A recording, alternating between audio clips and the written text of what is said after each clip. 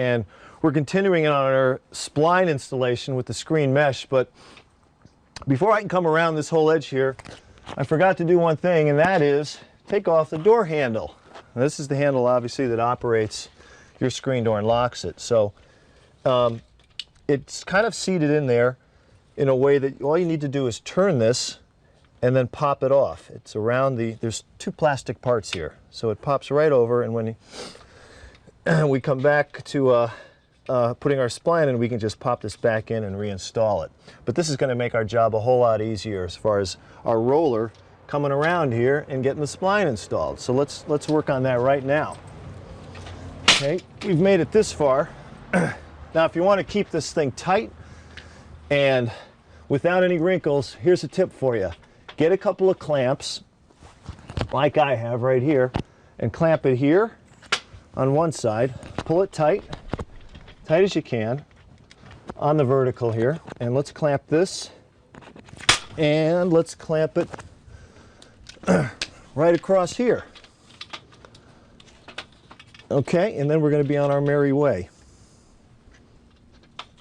It's as easy as that. Okay, get your tool back here and let's roll. Let's rock and roll some more here. Okay.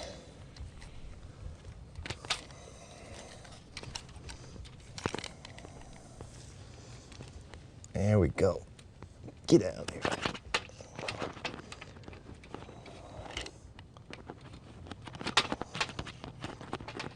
Okay.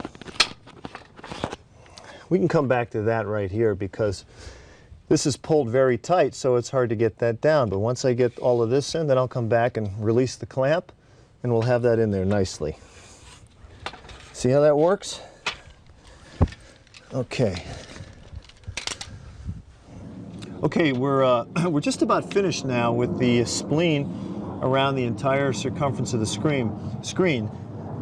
But what you want to make sure you do is get the corners in right. And to do that, now this clamp is pulled this pretty tight, so it's really hard to get it down there. See, you're not going to do that. So take the clamp off, give it a little breathing room there.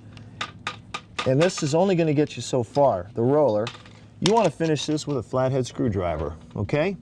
Let's just drive that down in there. See how that works? And it's done. You want to do all your corners like that. Nice and tight. Okay.